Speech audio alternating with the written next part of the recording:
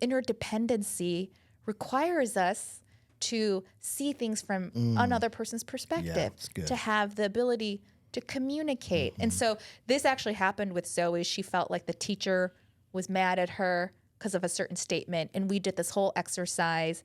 And it just starts to help my fourth grader just see.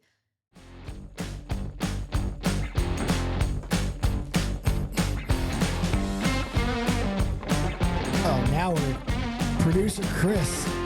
He finally got your nailed vibe. it. He finally nailed it. He's nailed it before. There have been times you've been very excited. Maybe more times or not, but there's nailing it, and then there is like hammer to the center and of then the boom. nail head. Yeah. You like the guitar-driven ones. I don't know. Is that true? Maybe the quick beats. You always dig Quick the beats. guitar. The quick upbeat. Yeah. The happy. Yeah.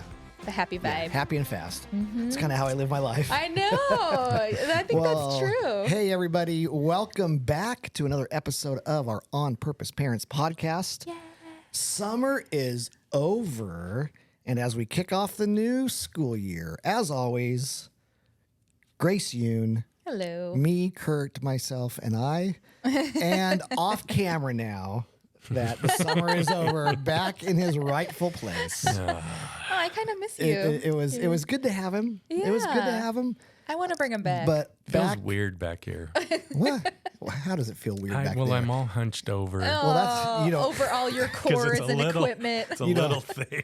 Chris, producer Chris, you have nobody to blame but yourself for that. You don't. That's true. Yeah, you don't.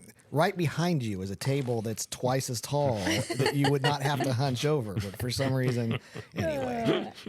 As always, we always digress. We always digress.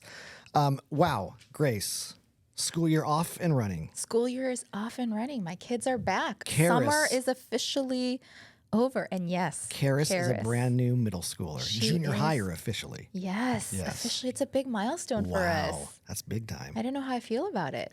Oh, for sure. It's going by too fast. So, would you put yourself in this category of, I would say, a small majority, maybe not the overwhelming majority, but definitely the majority of parents when their oldest, their firstborn, goes away to junior high. It's almost as nerve-wracking, big a deal, emotional, what in the heck is going on as kindergarten. It's almost as big a deal as when you sent her out the door the very first time when she was in kindergarten. Close?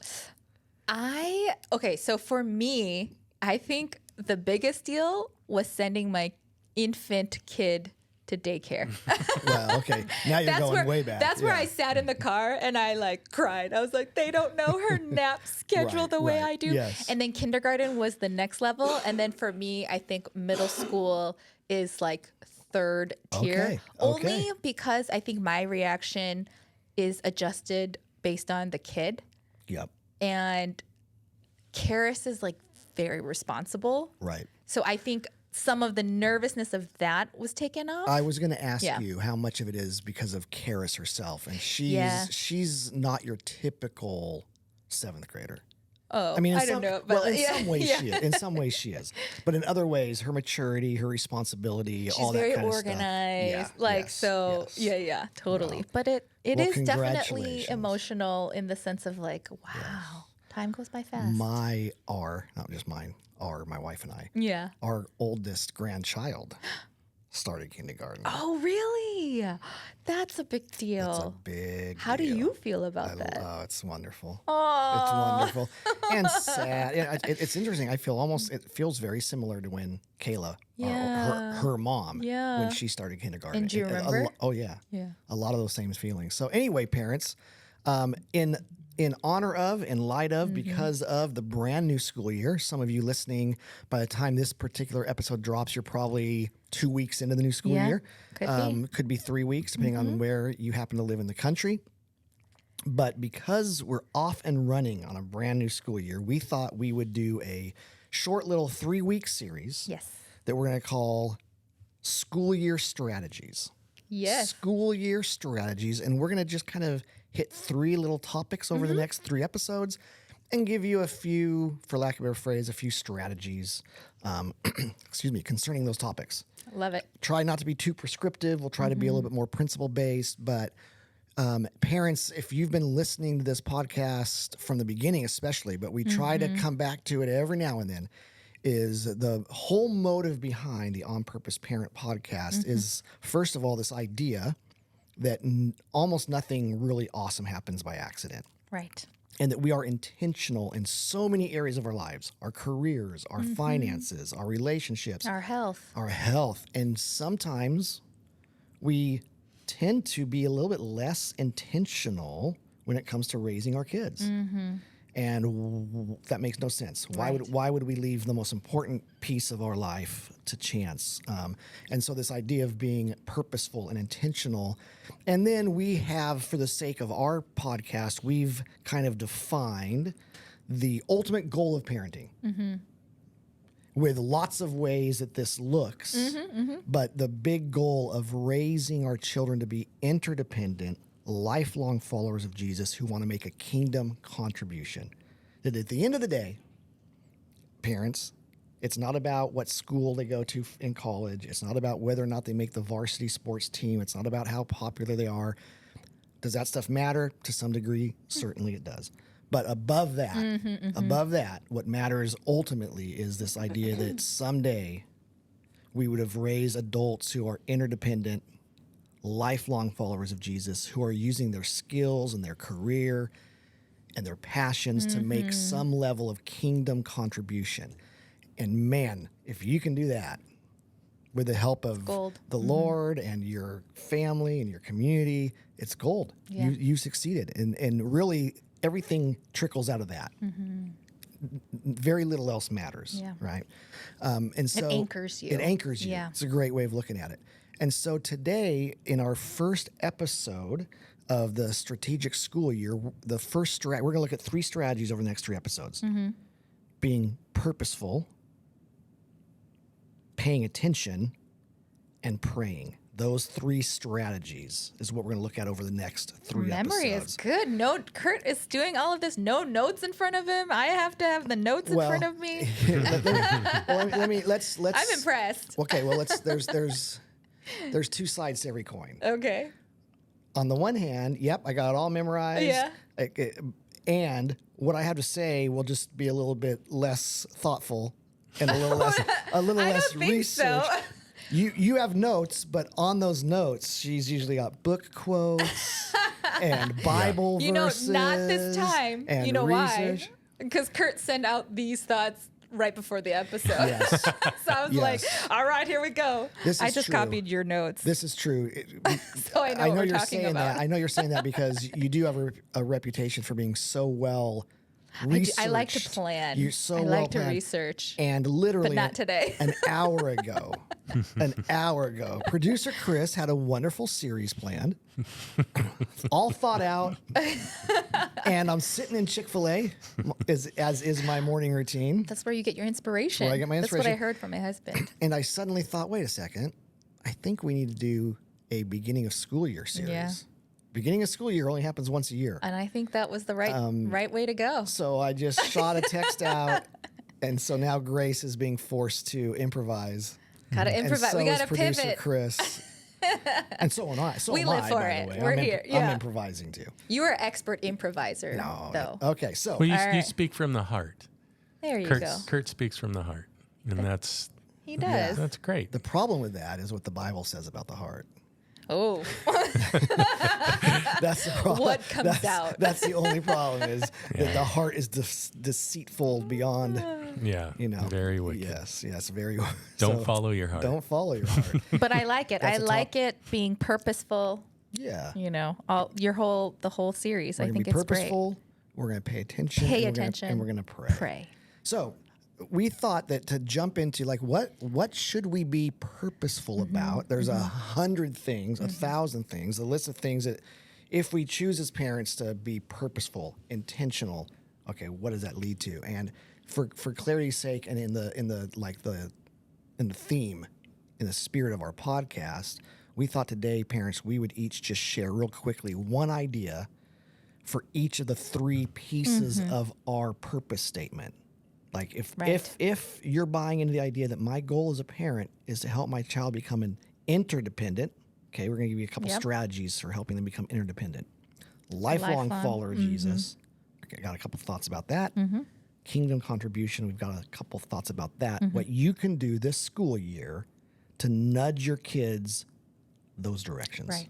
All Love right, it. great. Let's do it. So let's talk briefly, because that makes 6 tips. So we're gonna have to go really fast. Knock them out. Give me a thought on what's a strategy for helping your children be interdependent? Okay. So my strategy is something that actually happened on the first day of school with my second daughter, Zoe. And I'll say the strategy first is help your child expand their ability to see people in different perspectives. So let me explain what I mean by that. I don't remember exactly where I heard it from. I think it was from another parent podcast or some maybe Instagram reel or something. But someone had given the suggestion of doing this exercise, and I don't remember what they called it, so I'll just call it world of possibilities. This is what I just named it with my child. And they said, if you have an interaction with someone that you're interpreting a certain way, and maybe it makes you feel a certain way. Maybe it doesn't make you feel so good. Or it makes you feel like that person is mean. I don't like them. Or that person doesn't like me. They have it out for me. Let's say they did something. The world of possibilities exercise is just do this, humor me, and say 6 different crazy random things that could be what is actually happening. So let's say someone walked by and gave you a mean look. So the immediate interpretation from a kid could be, that person is mean, they don't like me. Right. And I don't like them. Right. But this exercise that we did this exercise would be encouraging to say, what are 6 different possibilities? It could be that person stepped on a rock. Right. And you just have to come up with 6. They're not necessarily true. You don't know, but you're just practicing. Right. That person always makes that face when they pass by that door because their face is stuck in that position. Yes. They have no choice. They woke up with their face frozen they have in that resting, grumpy face. Yeah. And one of the options could be, they don't like you. That could be. That could be. That could be. Could be. But the whole point of this exercise and this tip for parents is, if you do this little game exercise with kids, the thing that you're teaching them is there is actually a whole world of potential possibilities that someone could be coming from. And it starts to teach them to not just jump to conclusions with the first thought that enters our minds about someone. Yep. And that's such a helpful tool when we want to help our kids become interdependent, because interdependency requires us to see things from another person's perspective, to have the ability to communicate. And so this actually happened with Zoe. She felt like the teacher was mad at her because of a certain statement. And we did this whole exercise. And it just starts to help my 4th grader just see, maybe next time it feels a certain way, but maybe next time she can be more versed in thinking, well, what could be the reason? Right. What are the possibilities? And I think that will help them in future relationships to be interdependent. That's good. My piece of insight, or a piece of this strategy, would be to encourage parents. So I'm gonna make a statement, parents, and then just hold on. Don't cast it aside right away. But to encourage parents to fight against the American value of individualism. Now, I think individualism is important. The ability to pull yourself up by your bootstraps, the ability to make your own way, be a self-made man or woman. I think there's qualities, there's characteristics in there that's important. Yeah. But it's more of an American value than it is a biblical value. I don't know if it's anti-Bible, but if you look at what the Bible teaches, the Bible points way more towards a reliance on each other, an interdependence, not an independence. I mean, you just see it everywhere in Scripture, that we were built for relationship, that we're meant to be in community. Even going all the way back to creation, It's not good for a man to be alone, right? Yeah. And so parents, I would look, now it looks different, just like the tip you just gave about kind of putting yourself in other people's shoes and empathizing and coming up with reasons for their behavior. That looks different for a 5-year-old than it does for a 12th grader. Right, true. And this would look different for a 5-year-old and a 12th grader. But I would encourage parents to begin to look for opportunities to, as much as you're teaching this individualism, stick up for yourself, be your own person, that you would season that just as frequently with, we need each other. You're not meant to be alone. Who's your circle? Who's your core? Who do you have that has your back? Who knows that you have their back? When the chips are down, who would you call? And you just begin to make sure that kind of as they go about their day, a value that you're instilling is this value of, I'm not alone. I'm part of a community. I'm dependent on like the tribe, the collective tribe that God's put in my life, which is mom and dad, but it's also my friends, it's my church, it's my soccer team. And why is depending on each other and relying on each other and needing each other, why is that a good thing? And helping them navigate that. And so that it's not a weakness. It's a strength. It could feel like a weakness sometimes because you feel potentially vulnerable. Yes. But that's good. Yeah, that's really good. Okay, lifelong followers of Jesus. So interdependent, lifelong followers of Jesus. I'll start, and mine will be super quick. It's parents, it's really comes down to, I believe, the most important strategy. Sorry, Grace, whatever you're going to say. Here we go. The most important. Let's hear it. I just said the most important. How arrogant. You know what I'll say? Me too. Arrogant. That's what I was going to say. No. But and again, this looks different. How you do this with a 5-year-old versus a 12th grader, it's different. But mom and dad modeling a lifelong relationship with Jesus. Yeah. One of the greatest gifts you can give your kids is not only, a great gift is, I've been following Jesus since I was in kindergarten, and you're a parent now. That's a great gift. It's okay too to say, I didn't start following Jesus until a year ago.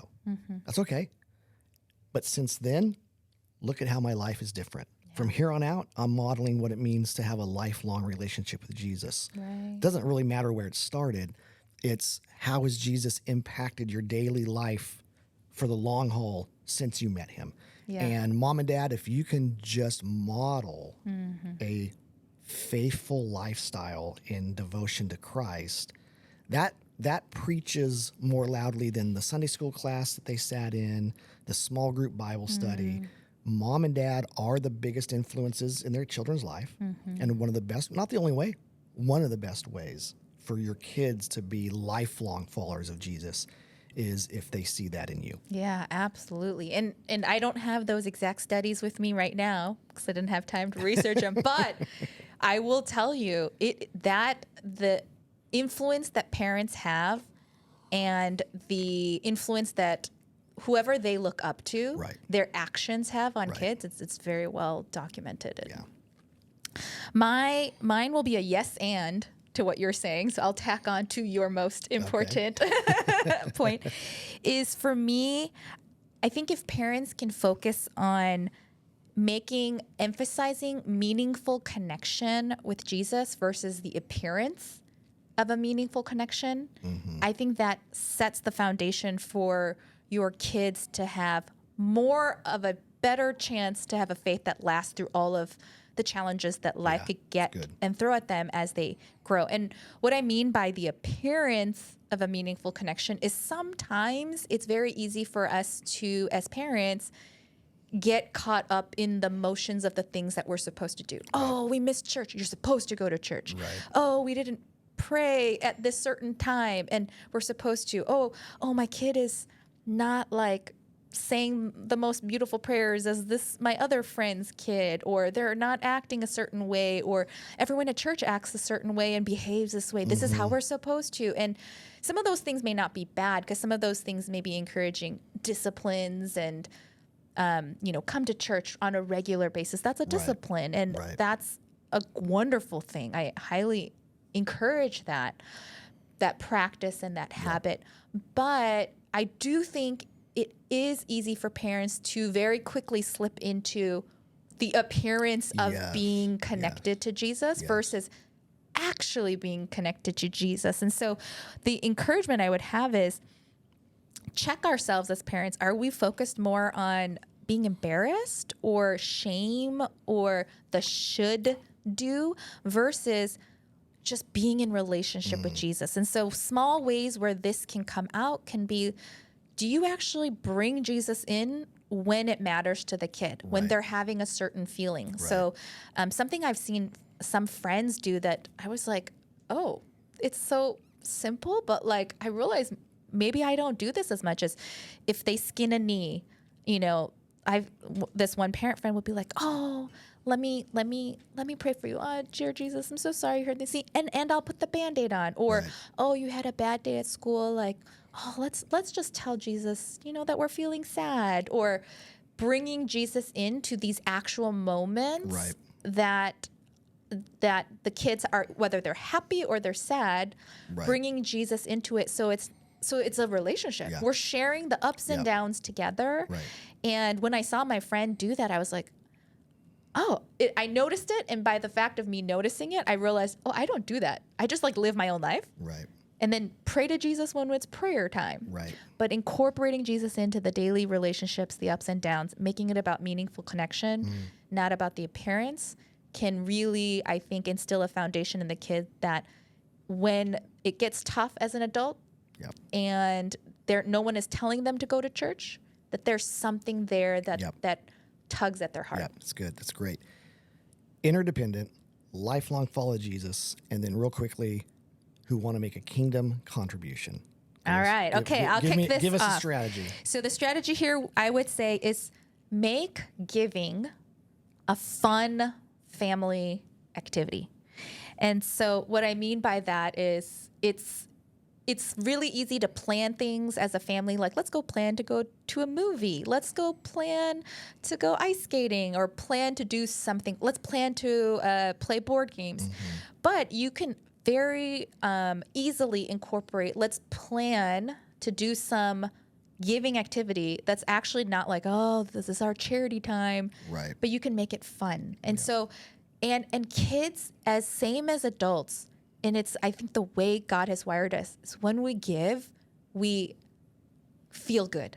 And that's not a bad thing. I think God designed it that way. Like when we give, we actually get benefit from it. And then people give to us and we're grateful. And it's a beautiful cycle.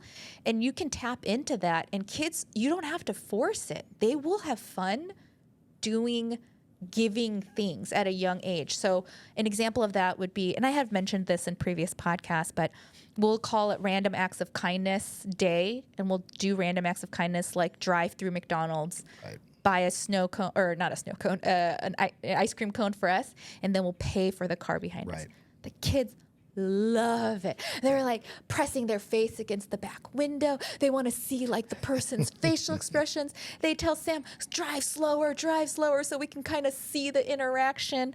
They naturally have fun at that. And it's fun. It doesn't have to be like, we are donating now, or we are going to go do service time. But we can make it fun. And another last example I'll give was this summer break at the end. We said, today you could either fight for God's team or not. You could fight for another team.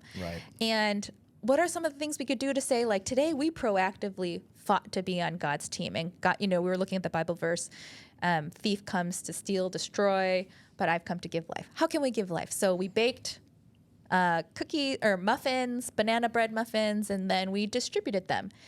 And the kids loved it. Like my older girl, I mean, she's, like I said, we talked about, she's a junior higher now. She doesn't find everything so much fun these days. But at the end, she's like, I love this. I love doing this. And so kids will naturally have fun doing giving activities. Don't underestimate that. And plan to do these fun things together. It'll be a memory that they will hold and become a habit and a discipline and a practice for giving. Awesome. Yeah, that's great. Mine would be in a similar vein, but mine would be as early as you can. And sometimes we think, man, if we miss the boat, now it's too late. Almost every principle and strategy we're talking about is easier if you start when they're young, because it just kind of, then it just gets in your family water stream. Yeah, it's just kind of in. So I talk about with junior high parents a lot, like having the talk is way harder if you've never ever talked about anything in the ballpark. But if you kind of over the last, right, you just, then all of a sudden it's just a natural conversation, this next bigger conversation. Next level. It's not as, but just because you didn't do it when they were little doesn't mean you shouldn't. Sometimes you just have to kind of hard inject the conversation or the moment or the habit or whatever it is. So this would be easier if you start earlier, but if you haven't, start now. That's okay. And that would be looking for opportunities to just consistently point out and ask your kids to identify what are they good at, what are their gifts, what are their passions. Because the things they're good at, their gifts, even their passions, that's all God given. Now, their life experience plays into that, but God has birthed in everybody giftings and abilities and passions. And so to constantly help them identify, what am I good at? What do I love? What comes naturally? Hey, how might you use that to shine the light? Yes. How might you use that to make the world a better place? How might you use that to point people to Jesus? And again, if that's been happening kind of since they were 5, it just becomes like this snowball, and pretty soon it just is a natural way of life. Yes. But if you have a 9th grader and you've never really done that, that's okay. Yeah. Have the conversation and go, you know what? As you enter high school, I just want you to know, if you've wondered what we see in you, some of the stuff you're great at. You're great at sports. You're super smart. We also notice how compassionate you are. We also notice how easy you are to talk to.